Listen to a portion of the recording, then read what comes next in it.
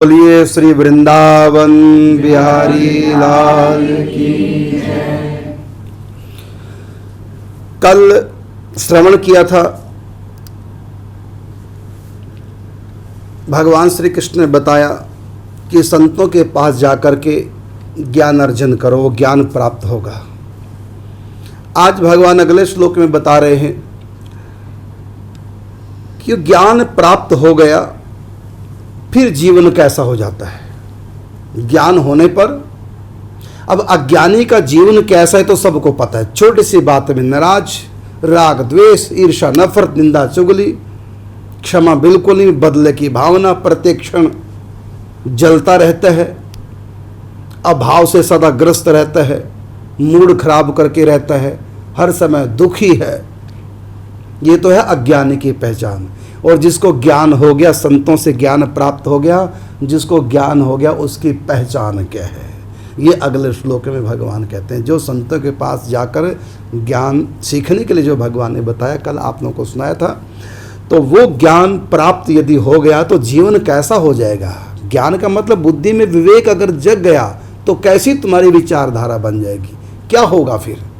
यदि संतों से हमने ज्ञान प्राप्त कर लिया, उस ज्ञान को अंगीकार कर लिया, तो फिर हमारा जीवन कैसे होगा, हमारी विचारधारा कैसी होगी। तो ये अगले श्लोक में भगवान ने बता रहे हैं। क्या भगवान कहते हैं, यद ज्ञात्वा, यद का मतलब वो ज्ञान जो संतों से सीखा है। क्या, यद ज्ञात्वा न पुनः मोहम, फिर दोबारा से अज्ञान नहीं आएगा। जैसे रात को लाइट जगा दी, लाइट जगाने से क्या हुआ, अंधेरा चला गया, लेकिन वो सदा के लिए नहीं गया। बीच में बिजली चली गई, बल्ब फ्यूज हो गया, या किसने स्विच ऑफ कर दिया, फिर दोबारा अंधेरा।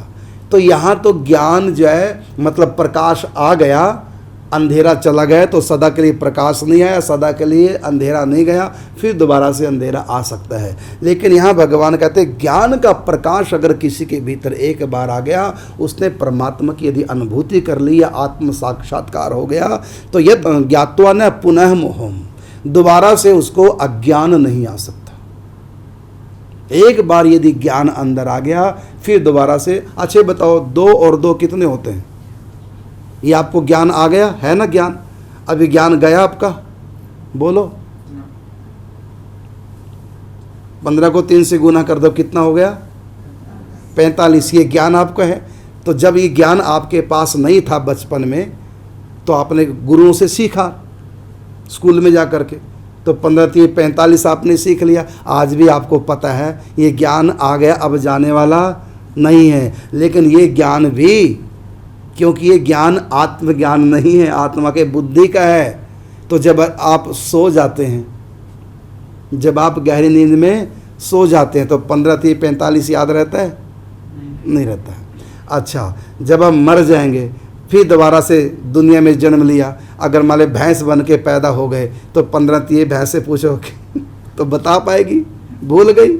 अच्छा चलो भैंस नहीं बने, आदमी बन गए, इंसान बन गए, मानव बन गए। चलो अब छोटा सा बच्चे, हमको पता था 15 3 45 होते हैं, अब अगले जन्म में हम इंसान के रूप में पैदा हो गए। अब उस छोटे से बच्चे को पूछो जो अभी गिनती सीख रहा है, उससे पूछो बेटा 15 3 कितने होते हैं, वो कहेगा 3 क्या होता है 3 तो सुना था तो नहीं बता पाएगा। इसका मतलब है पिछले जन्म में जो उसने ज्ञान प्राप्त किया था वो ज्ञान समाप्त। लेकिन ये जो तत्व ज्ञान है, ये परमात्मा का, आत्मा का जो ज्ञान है, इस माया का, सृष्टि का जो ज्ञान है, जो तत्व ज्ञान संतों से मिला, यदि एक बार जीवन में अनुभव कर लिया ज्ञान का, अब वो कभी भी ज्ञान जाने वाला, मृत्यु में भी वो ज्ञान नहीं जाएगा, सदा साथी बन करके रहेगा। मृत्यु के बाद भी वो ज्ञान रहेगा, और वो ज्ञान हमको भगवान से एक कर देगा, वो जीते जी भी एक कर देगा। चाहे मरे चाहे जिए, ज्ञान में कोई फर्क पड़ने वाला नहीं है। और गजब की बात, दोबारा जन्म भी नहीं होगा, फिर एकत्व लाभ कर जाएंगे, परमात्मा का साक्षात्कार, आत्म साक्षात्कार हो जाएगा। फिर दोबारा से अज्ञान नहीं, फिर कभी हमको संतों का संग करके सीखना नहीं पड़ेगा। इसलिए भगवान ने कहा, यद ज्ञात्वा न पुनः मोहम, दोबारा से उसको मोह अर्थात अज्ञान नहीं हो सकता।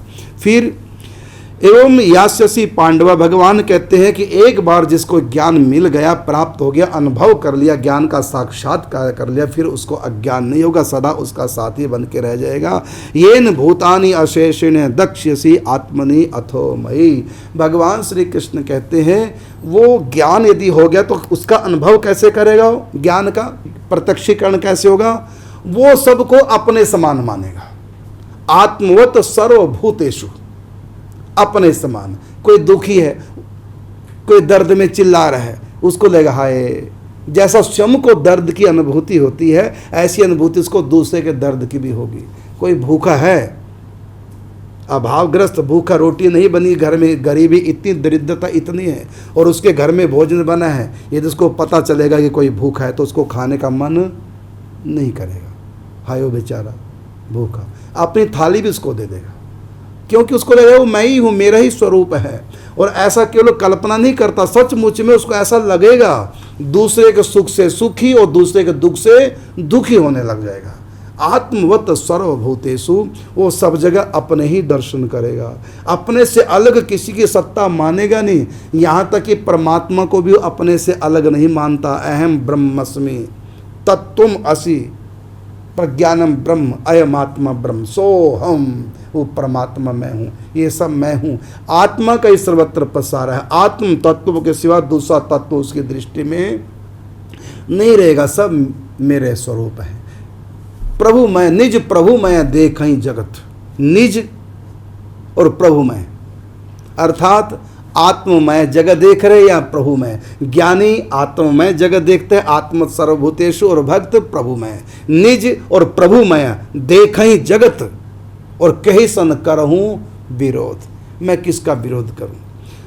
अपने दांतों के नीचे जीभ कट जाती है तो दांतों पे क्रोध नहीं आता, क्यों, जीभ भी मेरी है, दांत भी मेरे हैं, सब उसको अपने जैसे लगते हैं, पराया कोई नहीं लगता, सब हैं अपने, कोई ना गैर, सर्वत्र एक ही तत्व देखता है, सब मेरे प्रभु के स्वरूप हैं। ज्ञानी आत्मा को सर्वत्र देखता है और भक्त ज्ञान होने के बाद परमात्मा को सर्वत्र देखता है। एक तो कहता प्रभु मैं जगत, एक कहता निज मैं जगत, आत्मवत सर्वभूतेषु, दोनों का एक ही फल है। तो भगवान कहते हैं येन भूतानि अशेषेण दक्ष्यसि आत्मनि अथो मयि, वो समस्त जीवों को अपना ही स्वरूप मानेगा और सबको भगवान के अंतर्गत मानेगा। ये भक्त की भावना है, सब भगवान के रूप हैं, ये भक्ति है, सर्वोपरि भक्ति की स्थिति है। वासुदेव सर्वम इति स महात्मा सुदुर्लभा, वासुदेव सर्वम इति, सब कुछ मेरे श्री कृष्ण हैं। ये भगत का भाव, ये ज्ञान, भगत को ज्ञान हो गया, तत्व ज्ञान हो गया भगत को, उसको सब जगह भगवान श्री कृष्ण ही दिखने लग गए। ऐसा नहीं कि वंश लिए मोर मुकुटधारी प्रत्यक्ष में दिखाई देंगे, लेकिन भगवान ने कहा मैं प्रत्यक्ष में भी दिखूंगा, लेकिन पहले ये भावना ज्ञान आएगा, फिर ये ज्ञान विज्ञान बन जाएगा। पहले ज्ञान, जैसे पहले 1 2 3 गिनती सीखो, उसके बाद फिर जमा गुना करना, भाग करना सीखो, लेकिन पहले गिनती। ऐसी पहले ए आ ई स्वर व्यंजन सीखो, उसके बाद फिर जोड़ना सीखो, फिर मात्राएं सीखो, धीरे धीरे तो ज्ञान ही फिर विज्ञान बन जाएगा। पहले चिंतन मनन, उसके बाद निधिध्यासन, फिर तो बिल्कुल जीवन में उतर आएगा। तो भगवान ने भागवत में भी यही बात कही, प्रारंभ में अभ्यास करो, मुझको सब जगह देखो। गीता में भगवान ने बात कही, मुझको सर्वत्र, यो माम पश्यति सर्वत्र, और सर्वम च मयि पश्यति, मुझको सब में देखो और सबको मेरे अंतर्गत। तो ये ज्ञान, उसको यही बात भगवान यहाँ कहते हैं, येन भूतानि अशेषेण दक्ष्यसि आत्मनि अथो मयि। पहले वो अपने आत्मा को सर्वत्र देखा ज्ञानी, लेकिन जो भक्त है वो आत्मा को सर्वत्र न देख करके परमात्मा को सर्वत्र देखता है, इसलिए ज्ञानी से आगे भक्त है। आत्मवत सर्वभूतेषु, ये भाव ज्ञानी का है, और मेरे प्रभु सब जगह है। निज प्रभु मैं देखहीं जगत, सिया राम मैं सब जग जानी, करहूँ प्रणाम जोर जुग पानी। यही है तत्व ज्ञान, सब जगह भगवान है, सब कुछ भगवान है, उसके सिवा दूसरे की सत्ता नहीं। ये भगत का ज्ञान है। और ज्ञानी का ज्ञान क्या है? आत्मवत सर्वभूतेषु, तो ये फल है, और ये मिलेगा कहाँ से? संतों से मिलेगा। संतों से इस बात को समझो, क्योंकि संत स्वयं जो ज्ञान मार्गी संत हैं वो सब जगह आत्मा के दर्शन करते हैं, सबका दुख अपना दुख मानते हैं, सबकी सेवा करके स्वयं सुखी होते हैं। तो आत्मज्ञानी का स्वभाव है आत्मा को सर्वत्र दर्शन करना, और भगत के स्वभाव में आ जाएगा परमात्मा के सर्वत्र दर्शन करना। तो ज्ञानी सर्वत्र भगवान के दर्शन करेगा और वो सबसे तटस्थ हो जाएगा, आत्मा को सब जगह देगा, दूसरा कोई तत्व है नहीं। यदि दूसरा कुछ दिखाई देता है उनकी दृष्टि में केवल एक स्वप्न है। जैसे हम जगने के बाद अपने सपने को कैसे देखते हैं, उसमें हानि भी होता है, सपने में लाभ भी होता है, दुश्मनी भी होती है, किसी से प्रेम भी होता है, भूख भी लगती है, भोजन भी करते हैं, कोई हमको गाली भी देता है और कोई हमारी स्तुति भी करता है स्वप्न में। तो जब तक स्वप्न चल रहा होता है तब तक हमको लगता है सब सच घटना है, वो सुख दुख से प्रभावित होता रहता है। लेकिन जो ही जगा तो जगने के बाद जैसे स्वप्न उसकी स्मृति में तो रहता है क्या क्या हुआ था, लेकिन उसका असर जगने के बाद उसके ऊपर नहीं होता। वहाँ किसने यदि उससे 100 रुपये उधार लिया स्वप्न में, किसने उस व्यक्ति से 100 रुपये उधार लिया स्वप्न में, कहा मैं अभी 10 मिनट बाद दे दूंगा, अब वो जग गया, अब वो 10 मिनट बाद उस व्यक्ति के पास गया, तूने स्वप्न में मेरे से 10 रुपये उधार लिए थे, ला मेरे पैसे। वो नहीं ऐसे कहेगा, कहेगा तो बेवकूफ़ कहलाएगा, क्योंकि स्वप्न को अब हकीकत नहीं देख रहा। वो एक अपने वो सोचा स्वप्न में कोई था नहीं दूसरा, मेरे मन की केवल कल्पना थी, मन के सिवा दूसरी की सत्ता स्वप्न में नहीं थी। इसी प्रकार ज्ञानी कहता है कि मेरी आत्मा की सत्ता सर्व जगह है। यदि कुछ भी संसार के में वो देख रहा है द्वंद्व वाली सृष्टि को, वो केवल स्वप्न की तरह देखता है, जैसे एक स्वप्न है, एक मिथ्या है, एक कल्पना है, और उससे वो उपराम तटस्थ हो जाता है। जो भी संसार में क्रिया होती हैं उसके ऊपर सुख दुख बेअसर होकर तटस्थ बना रहता है। और जब भी किसी को अगर देखता है तो जैसे हम स्वप्न में क्या देखते हैं, उसमें कोई रामलाल नहीं था जिसने हमसे 100 रुपये लिए, कोई नहीं था, वो तो केवल मन ही सब कुछ बना। तो मेरा ही मन था, मैं भी मन बना था, लेने वाला भी जिसने रुपए धार लिए वो भी मेरा मन ही बना था, और जो रुपए थे वो भी मेरा मन ही बना था, मन के सिवा दूसरे की सत्ता नहीं। इसी प्रकार ज्ञानी की दृष्टि में फिर संसार स्वप्न के विचार की तरह हो जाता है, बेअसर। ये तो ज्ञान की दृष्टि है, वो तटस्थ हो जाता है, जैसे हम देखे हुए सपने से तटस्थ हो जाते हैं। लेकिन भक्त जो है, भक्त संसार को सपना नहीं मानता, बल्कि भक्त संसार को हकीकत मानता है, और ये मानता है कि मेरे प्रभु का स्वरूप है और मैं सबका सेवक हूँ, और तटस्थ नहीं रहता बल्कि सबकी सेवा करता है अपने प्रभु को रिझाने के लिए। निज प्रभु मैं देखई जगत के ही सन करो मेरे, मैं सेवक सच राचर रूप राशि भगवंत, सब मेरे ठाकुर जी के स्वरूप हैं और मैं सबका सेवक हूँ। ये भावना भगत की होती है। तो ये भगत का तत्व ज्ञान है कि सब श्री कृष्ण के स्वरूप हैं और मैं सबका सेवक हूँ। ये ज्ञान हो जाता है भगत को, और ज्ञानी को जो ज्ञान होता है कि आत्मवत सर्वभूतेषु। तो ये है संतों का संग प्राप्त करने का सबसे बड़ा फल, यही है तत्व ज्ञान। इसी तत्व ज्ञान के लिए भगवान ने कहा कि तुम संतों के पास जाकर के इस ज्ञान को सीख, और जब तक ये ज्ञान नहीं है तब तक जड़ मन से छूट नहीं सकते।